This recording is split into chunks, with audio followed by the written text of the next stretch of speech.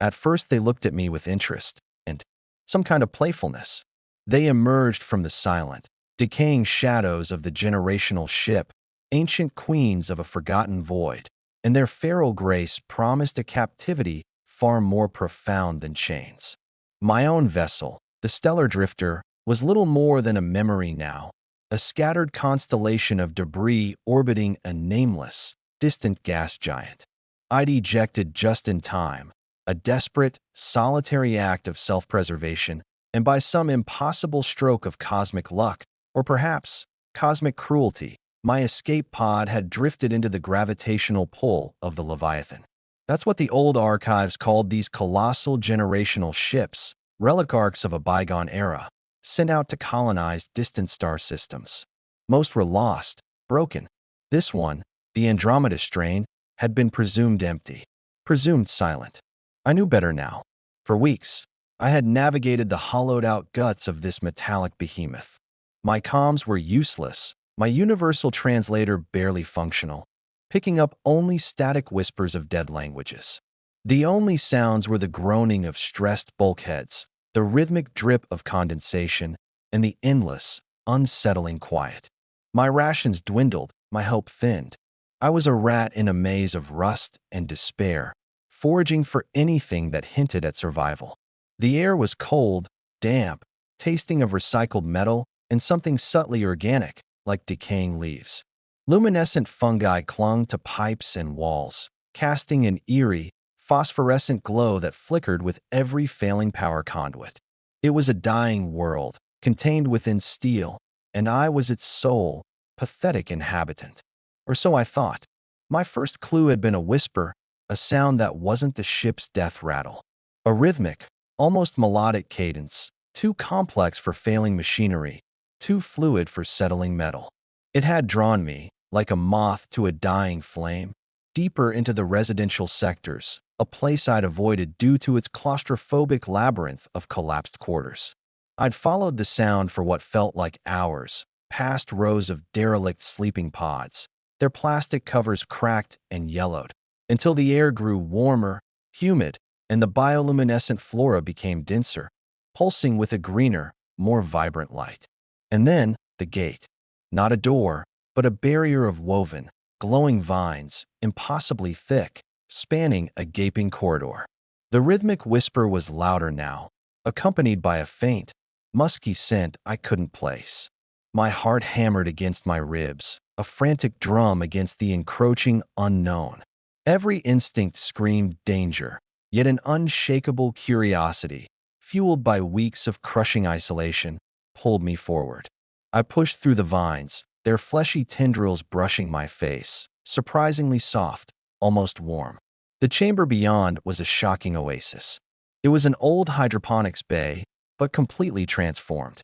The metal walls were completely overgrown, draped in a tapestry of lush, alien vegetation that glowed with a myriad of soft colors: emeralds, sapphires, amethyst. Cascading waterfalls of condensed water trickled down living walls, pooling into luminous ponds. The air was thick with the scent of fertile earth and exotic blossoms, a profound contrast to the cold, sterile decay of the rest of the ship. And in the center of this vibrant, alien garden, gathered around a large, pulsing pool of liquid light, they stood. My breath hitched. They were human, or close enough to be recognizable, but utterly, breathtakingly alien in their beauty. There were perhaps a dozen of them, women, tall and slender, their forms moving with an unnerving, fluid grace. Their skin was unnaturally pale, almost translucent, luminous in the soft glow, a stark contrast to the deep emerald and violet of the surrounding flora. Their eyes were the first thing that truly captivated me. They weren't just dark, they seemed to absorb the light, yet within their depths, a faint, internal glow pulsed, a ghostly luminescence that shifted from silver to a faint, hypnotic gold.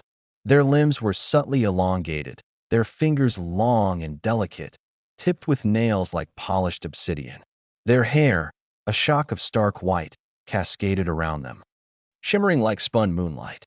They wore garments woven from the ship's natural flora, simple drapes of glowing fibers that clung to their forms, enhancing their lean, almost skeletal elegance. They were chanting, the rhythmic whisper I had followed, a low, guttural melody that resonated deep within the chamber, a primal song that spoke of ancient things, of a forgotten past. Their faces, though ethereally beautiful, held a feral intensity, a predatory stillness that sent a chill down my spine. One of them, standing slightly apart from the others, seemed to be their leader. She was taller, her movements more commanding, her white hair longer, almost brushing the luminous moss at her feet. Her eyes, more intensely golden than the rest, fixed on me the moment I parted the vines. A silent wave of recognition, curiosity, and something else, something primal and assessing, washed over me. My heart hammered against my ribs. I was a ghost in their sanctuary, an intruder. Every survival instinct screamed run, but my feet were rooted to the spot, mesmerized by their otherworldly beauty, their silent power. I was a man who had felt nothing but despair and isolation for weeks, and suddenly, I was confronted with life, albeit an alien, terrifying form of it. The chanting ceased. The silence that followed was absolute, heavy with unspoken anticipation. All eyes, those hauntingly luminous eyes, turned to me. I felt their gaze on my skin, a physical weight, probing, dissecting.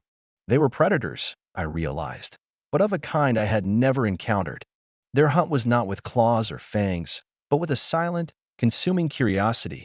The leader stepped forward, her movements impossibly fluid, her white hair swaying like a spectral tide.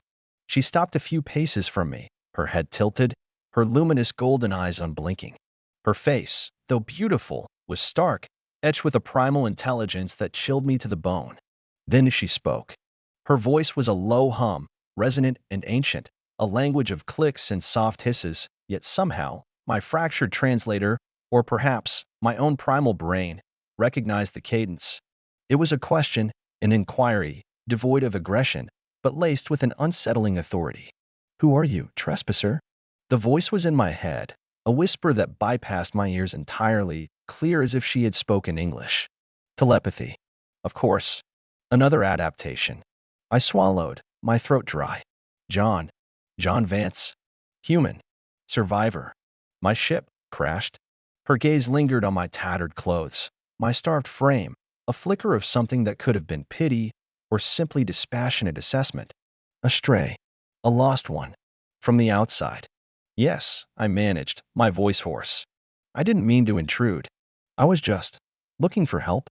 Resources. Her eyes narrowed slightly, the golden glow intensifying. You have found a sanctuary. But all sanctuaries demand a price. The other women shifted, their pale forms swaying subtly in the glowing light, their luminous eyes fixed on me. They were a living, breathing part of this alien garden, predators and protectors, ancient and feral. My fate, I realized with a sickening lurch, was no longer my own. I was a specimen, a variable, perhaps even a meal. But even as the fear coiled in my stomach, a strange, dangerous fascination began to bloom, drawn to their alien grace, their raw power, and the unsettling promise of their profound captivity. The initial period after my discovery was a strange, disorienting blur of fear, observation, and an escalating fascination. They didn't imprison me with chains, not in the traditional sense. Their captivity was far more insidious, a psychological entanglement woven from their ambiguous intentions and my own desperate need for connection. I was a fly caught in a web spun from bioluminescent silk, unable to leave, unwilling to fully resist. The leader, whose telepathic presence was the most dominant, I came to know as Lyra. Her name, in my own language, felt strangely fitting, echoing something lyrical, yet ancient and profound. She was the one who communicated most directly, her thought voice a low, resonant hum in my mind, capable of conveying complex ideas and subtle emotions. The others, I learned, were her sisters, her kin, a tightly knit community bound by shared evolution and the silent laws of their decaying vessel. They were not outwardly hostile, but their behavior was unsettlingly primal. They moved with a fluid, almost predatory grace, their unnaturally pale forms ghosting through the glowing flora. Their enhanced senses were evident. They seemed to detect my slightest movement, my shallowest breath, from across the vast hydroponics bay. Their eyes, always those glowing, hypnotic eyes, would track me with an unnerving precision. My sustenance was provided, though not by choice. Bowls of nutrient paste, derived from the ship's evolved flora, were placed before me. It tasted earthy, vaguely sweet, and filled with a strange, almost electric energy. I ate, because I had to, watching them as they moved about their daily rhythms. Their culture was an intricate tapestry of primal survival and ancient rituals. They were caretakers of this mutated hydroponics bay, which served as their primary food source and living space. They harvested the glowing plants with delicate, elongated fingers, their movements precise and economical. They drank the pure, condensed water that flowed from the living walls. Their existence was a stark contrast to the sterile, technology-driven life I had known. They were beings of the ship, adapted, evolved, survivors in a realm of decay. Lyra often observed me, her luminous golden eyes unblinking, studying me with an unnerving intensity. Her telepathic presence would probe my mind, not invasively, but subtly, as if testing the boundaries of my thoughts, the resilience of my memories. Your memories are chaotic, her thought voice resonated one cycle as I sat on a bed of glowing moss, trying to process my situation, full of bright lights and loud noises. A world we no longer know. My world is vibrant, I responded, my voice a dry croak, my human words feeling increasingly alien in this silent, glowing realm. Full of life. Not like this. I gestured around the vast, beautiful, yet undeniably enclosed bay. Her leku, those elegant headtails, twitched almost imperceptibly, a subtle gesture that conveyed a hint of ancient sorrow. Life changes. Adapts. This is our life now. Our world. I watched them interact. Their communication was largely nonverbal, a complex ballet of subtle gestures, shifting expressions, and telepathic currents. They moved in perfect synchronization, a silent, graceful swarm. Sometimes, they would gather around the pulsing pool of liquid light, performing rituals that mesmerized me. They would chant their low, guttural songs, their pale forms swaying, their glowing eyes fixed on the shimmering surface of the pool. The light would intensify, swirling with new colors, and I would feel a strange, resonant hum deep within the ship's structure. I didn't understand the purpose of these rituals, but they radiated a profound, almost spiritual energy. One of the other women, slightly smaller than Lyra, with eyes that glowed a soft, ethereal silver, began to approach me more frequently. Her movements were even more subtle than Lyra's, almost cat-like. I came to call her Silas, a name that whispered of moonlight and secrets. Silas rarely communicated telepathically in complex sentences, but her presence was a constant, gentle pressure on my mind, a delicate probe that sought understanding, empathy. She would sit quietly near me, her elongated fingers tracing patterns on the glowing moss, her silver eyes observing me with an unnerving curiosity. Sometimes, her touch was accidental, a brush of her unnaturally pale skin against my arm as she passed, and a jolt of something akin to electric current would shoot through me. Her skin was cool, impossibly smooth, with a texture like fine-grained marble. The feeling was profoundly alien, yet strangely intoxicating. You are different, Silas's thought voice whispered to me one cycle, a faint, almost shy current. You do not glow like us. You do not hear the ship's song. The ship's song? I asked, my voice barely audible. The lifeblood, Lyra's dominant thought voice interjected, her presence suddenly filling my mind. The hum of the conduits. The pulse of the core. It speaks to us. It guides us. It is our mother. My mind reeled. They were so deeply intertwined with this derelict vessel, their very existence dependent on its dying systems. This wasn't just a ship. It was their womb, their provider, their world. The tension between my primal fear and my growing fascination was a constant, internal war. Every logical part of my brain screamed that these women were dangerous, isolated, possibly mutated, and entirely beyond my comprehension. They were beautiful, yes, but it was a beauty born of adaptation to a harsh, unnatural environment, a beauty that was inherently predatory. Yet, the human part of me, the part that yearned for connection after weeks of crushing solitude, was drawn to them with an almost irresistible force. Their silent grace, their luminous eyes, their profound connection to the ship, it was a dark allure, promising secrets and an intimacy that transcended conventional boundaries. One night, the ship groaned with a particularly violent shudder, a deep, metallic scream that rattled the crystalline formations. My body tensed, fear gripping me. The women, however, remained calm. Lyra simply closed her eyes, her pale face serene, and her leka twitched, as if listening intently. The mother stirs, Lyra's thought voice resonated, a faint tremor of something akin to concern, but also a deep reverence. She feels your presence, John. She is curious. My blood ran cold. The ship was alive? Or was it merely their way of describing its dying systems? The ambiguity was unsettling, adding another layer to the psychological horror. Was I merely a curiosity to them, or something more? A tool? A threat? A new source of adaptation? Silas, sensing my unease, moved closer. Her silver eyes glowed softly in the dim light, and her hand, long and slender, reached out, hovering inches from my arm. It was a silent invitation, a hesitant offer of comfort. I looked at her unnaturally pale skin, her delicate features, her luminous gaze. The fear was still there, a cold knot in my stomach, but it was now irrevocably entangled with a dangerous, burgeoning fascination. I wanted to know more. I wanted to understand them. And in that terrifying, alluring moment, I knew I was already lost. I had crossed a threshold, and there was no turning back from the tantalizing, perilous dance with the queens of the derelict. Days bled into what felt like weeks, or even months, within the perpetual twilight of the hydroponics bay. My initial fear, though still present, began to morph, twisting into a complex blend of wary respect, deepening obsession, and a strange sense of belonging. I was no longer just a prisoner. I was an observer, a reluctant guest, slowly being integrated into the silent, primal rhythm of their lives. My body, once gaunt, began to adapt. The nutrient paste provided adequate sustenance, and the clean, mineral-rich water from the living walls sustained me. I felt a subtle shift in my own senses, a sharpening of my hearing, an increased sensitivity to the faint tremors of the ship. Perhaps it was psychosomatic, or perhaps a slow, insidious adaptation to their environment, a subconscious response to their unique physiology. Lyra continued to be my primary conduit to their world, her telepathic presence a constant, dominant force in my mind. She unveiled more of their history, not through linear narratives, but through fragments of shared sensation, glimpses of memory, and abstract concepts that slowly coalesced into a coherent understanding. They were, indeed, descendants of the original crew, stranded generations ago when a catastrophic system failure crippled the Andromeda strain.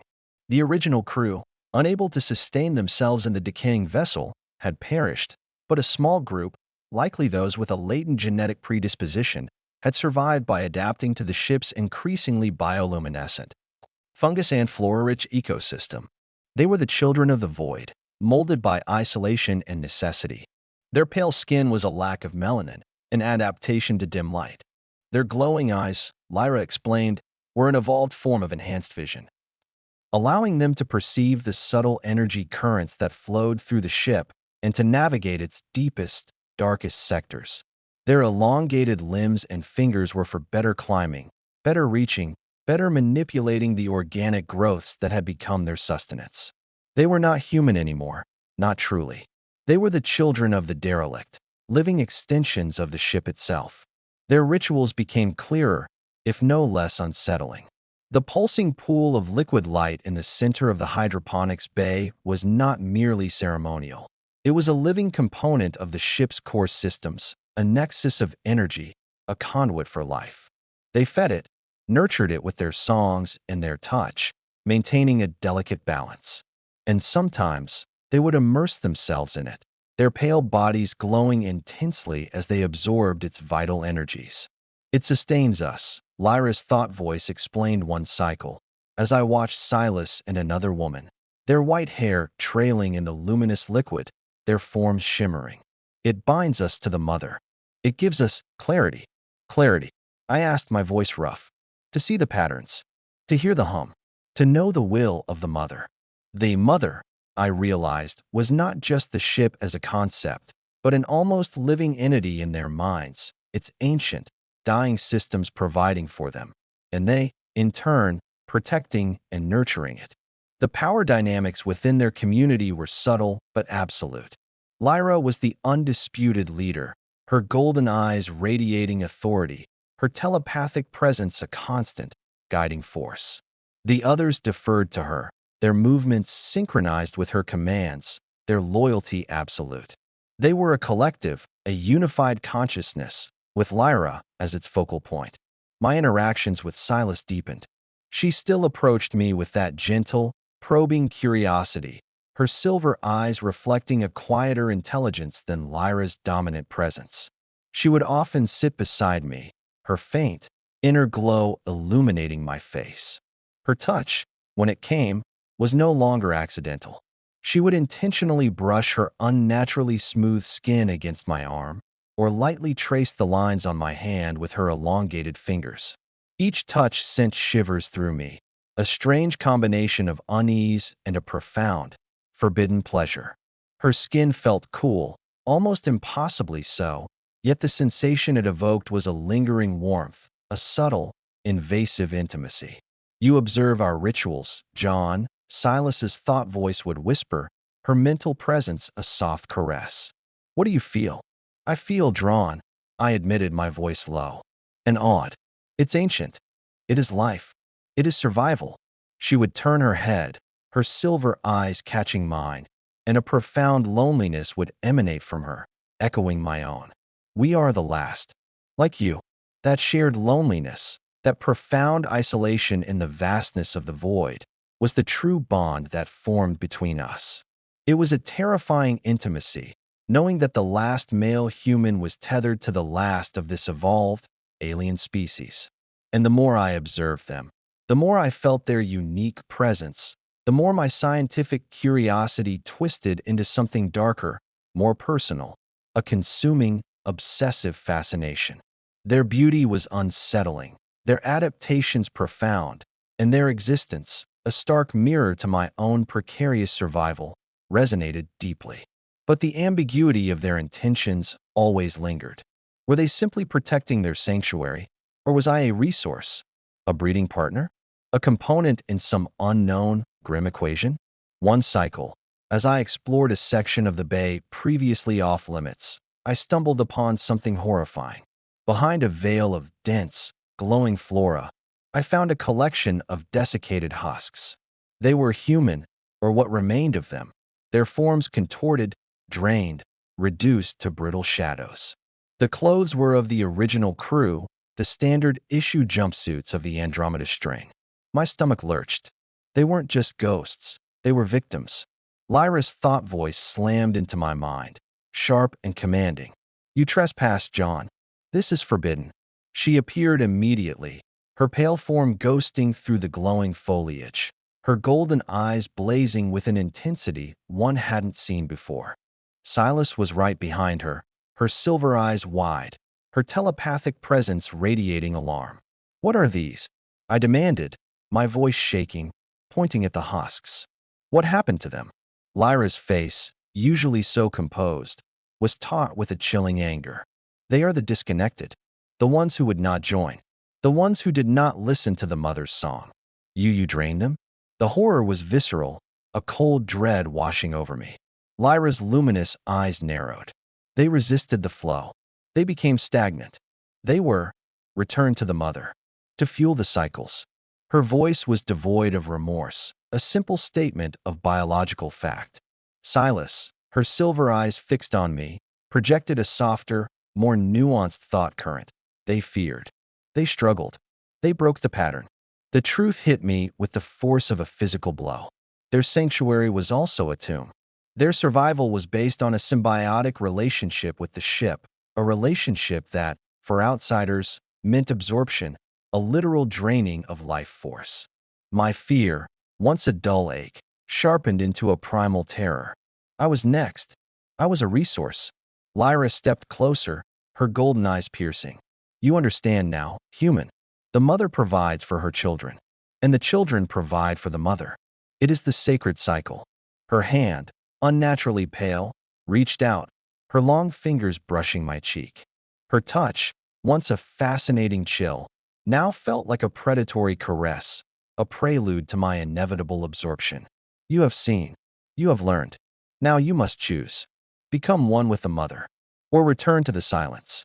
The choice was clear and utterly terrifying. Submit to their alien ecosystem, merge with the ship, become another husk, or try to escape into the desolate, dying corridors of the Leviathan, where certain death awaited. But even as the fear overwhelmed me, a part of me, the part irrevocably drawn to their dark allure, whispered a treacherous thought. What if it's not death? What if it's transformation? What if it's just another way of living? The profound, dangerous fascination had begun to eclipse my will to simply survive. I was entangled irrevocably, and the chilling truth of their survival, the beauty of their primal adaptation, only deepened the terrifying hold they had over my very soul. The revelation of the husks, the chilling understanding of their sacred cycle, transformed my perception of the queens. Their luminous beauty, once merely captivating, now radiated a sinister allure, a dangerous promise. My fear, instead of driving me to desperate escape, deepened into a more insidious dread, entwined with a profound, almost obsessive fascination. I was no longer just a survivor. I was a potential participant in their grim, beautiful ecosystem. Lyra's presence became even more dominant, her golden eyes probing, her telepathic voice a constant, commanding presence in my mind. She understood my fear, but she also understood my underlying curiosity, my burgeoning fascination. She used it against me, subtly, expertly, weaving a psychological web that made escape seem not just impossible, but increasingly undesirable. You recoil from the truth, John. Her thought voice resonated one cycle, as I sat, still shaken, watching them. But it is the only truth that matters here. Survival, adaptation, unity with the mother. Unity means becoming like those husks? I asked, my voice barely a whisper. The images of their skeletal remains still haunted my mind. No, Lyra countered, her head tilting, her leku swaying with a deliberate rhythm. Those were the unready, the resistant. Their essence was not prepared for the full return. They became fuel. But you, John, you are different. You are open. You are receptive. Silas, ever the subtle counterpoint, approached me, her silver eyes soft, almost empathetic. Her presence in my mind was a gentle caress, less commanding than Lyra's, more inviting. You feel the hum of the mother, do you not, John? The pulse of this place?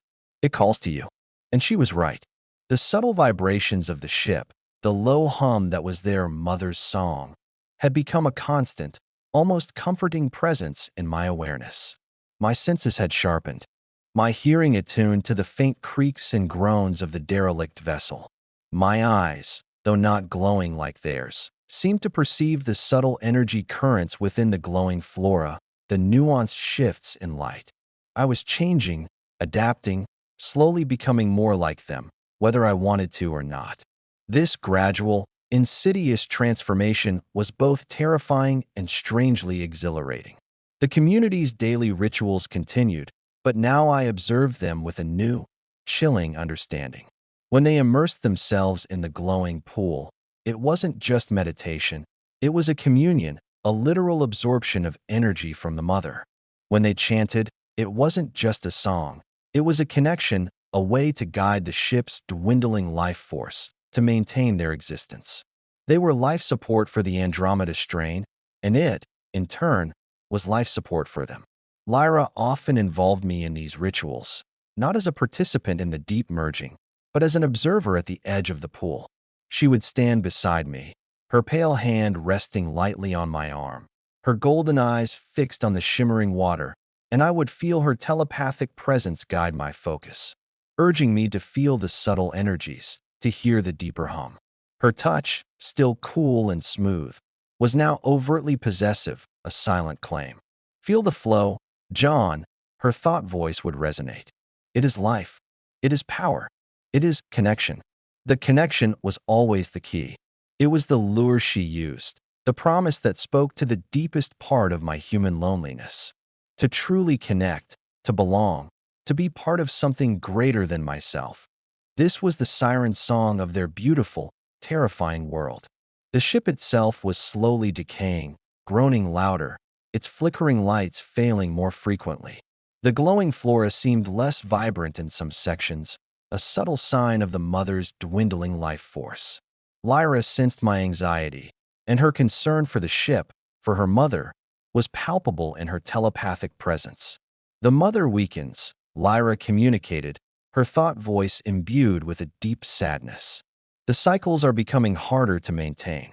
We need a new infusion, a fresh spark.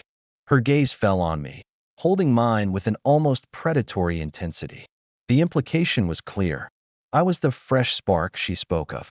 My pure, untainted human life force was the solution to their dwindling energy. Silas, often the quiet observer, now became more direct. She would approach me, her silver eyes luminous, and her hands, those long, elegant hands, would gently cup my face. Her touch was exquisite, the cool, smooth skin against my rough human stubble. You feel the mother's pain, do you not, John? Silas's thought voice whispered, a profound empathy emanating from her. Her silence grows louder. Her children weaken. What do you want me to do? I asked, my voice barely audible, my entire being thrumming with the terrifying knowledge of my destiny. Merge with us, Silas's thought voice urged, her eyes pleading. Join the flow. Renew the mother. Become one. The words were a powerful seduction, playing on my deepest desires for belonging and purpose. To simply become one with this ancient, beautiful, horrifying organism, to shed the burdens of my human existence and surrender to their primal flow. It was a potent temptation. The dangerous allure was no longer just about their beauty. It was about the promise of transcendence, of an end to my crushing solitude, even if it meant losing myself. One cycle, Lyra led me to a new chamber, deeper within the ship, a place she called the heart of the mother. It was a vast, cavernous space, pulsating with a blinding, emerald light emanating from a colossal, living crystal structure at its center. This was the ship's true core, its lifeblood, its failing heart. The air here was thick with energy, almost suffocating. The low hum of the mother was a deafening roar. This is where the cycle begins, John, and ends, Lyra's thought voice resonated, filled with a profound reverence. This is where you will join us, where you will be reborn. I saw others there, a handful of the queens, their forms shimmering in the intense light, their luminous eyes fixed on the pulsating crystal. They were preparing for a grand ritual, a final attempt to revitalize the mother, and I was to be its central component. My mind raced. This was the climax, the moment of decision. The truth of their intentions was laid bare. They needed my life force, my essence, to renew their dying ship. Was it sacrifice or salvation? From their perspective, it was salvation. For me, it was a terrifying unknown. As Lyra guided me towards the colossal crystal, Silas appeared beside me, her silver eyes radiating an intense mixture of empathy and something else, a desperate longing. She reached out, her long, pale fingers intertwining with mine, her touch surprisingly firm. There is a choice, John, Silas's thought voice whispered, a faint, almost imperceptible current beneath Lyra's dominant presence. Not just to join, but how? I looked at her, confused. How? The mother will take what she needs, but you can also give, willingly, with consciousness, with purpose. Silas's eyes held mine, conveying a profound challenge. Do you wish to simply become fuel, human? Or do you wish to become a guardian, a new mind within the mother? The idea was startling. A guardian, not just a husk, but a living part of the ship's consciousness. A new role, a terrifying transformation. My mind, long battling between fear and fascination, suddenly saw a third path, one that promised not oblivion, but a strange, alien transcendence. It was still submission, but a submission that held a twisted form of power, a continuation of my own consciousness, intertwined with the ship's. Lyra, sensing the deviation in my thoughts, turned, her golden eyes blazing. Silas, his purpose is clear. Do not sow doubt. But the seed was planted. Silas's grip on my hand tightened, her silver eyes pleading, urging. It was a choice, not between life and death, but between two forms of transformation, two forms of belonging. The terrifying allure of their existence, the magnetic pull of their power, was now leading me not to a simple end, but to a profound, inescapable metamorphosis. The heart of the mother throbbed, waiting, and I, the lone human, was on the precipice of becoming something utterly new, utterly alien. My survival, my fate, was no longer about escaping the Andromeda strain, but about embracing its dark, beautiful, and terrifying essence. The air in the heart of the mother chamber thrummed with an unbearable intensity. The colossal central crystal pulsed with a blinding emerald light, casting stark, dancing shadows that stretched across the cavernous space. The low hum of the mother was a deafening roar, reverberating through my very bones, threatening to shatter my sanity. The other queens, Lyra's kin, stood in a silent circle around the pulsating crystal, their pale forms shimmering, their luminous eyes fixed on me, their expressions a mix of anticipation and a strange, ancient reverence. Lyra stood directly before me, her golden eyes blazing with an almost zealous fervor. Her white hair, usually flowing freely, now seemed to crackle with an internal energy, standing out around her head like a halo. She radiated an absolute authority, a singular focus that brooked no resistance. The time for the confluence is upon us, John, her thought voice boomed in my mind, overriding all other thoughts, demanding full attention. The mother thirsts. The cycles must be renewed. You will provide the spark. You will become one with the flow. Silas, however, still held my hand, her grip surprisingly strong.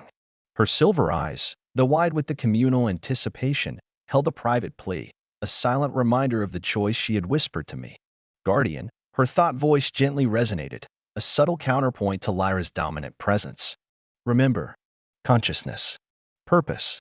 My mind, stretched and hammered by weeks of fear, fascination, and the insidious influence of their telepathic communication, was now a battleground. Lyra pulled me towards a fate of mere absorption, a powerful, terrifying oblivion.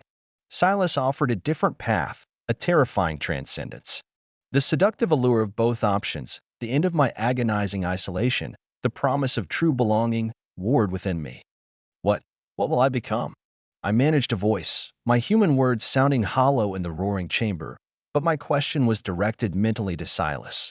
Silas's thought voice was clear, though faint against Lyra's growing pressure. You will become part of the mother. Not a husk. A mind. A consciousness within the ship. A guardian. Lyra, sensing my hesitation, her golden eyes narrowed. Enough, Silas. His destiny is already decided. He will be fuel. But Silas held my gaze, her silver eyes burning with a desperate conviction. Only if he chooses, sister. The mother accepts willing contribution. Lyra let out a low, guttural hiss, a sound of pure frustration. She turned her attention fully to me, her golden eyes intensifying, her mental presence slamming into my mind with the force of a physical blow. You will obey, human. You will provide. It is the only way.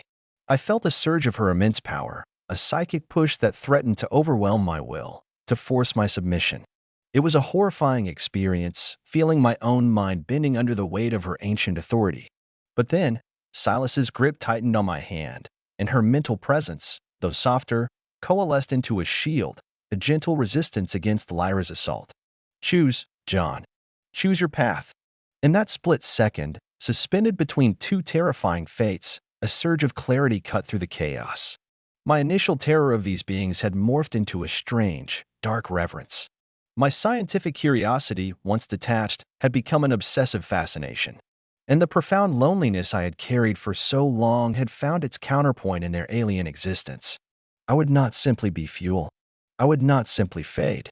If I was to be consumed by this derelict ship, by these evolved women, then I would do it on my own terms. I would embrace the transcendence, the terrifying purpose Silas offered. I looked at Lyra, her beautiful, severe face etched with power.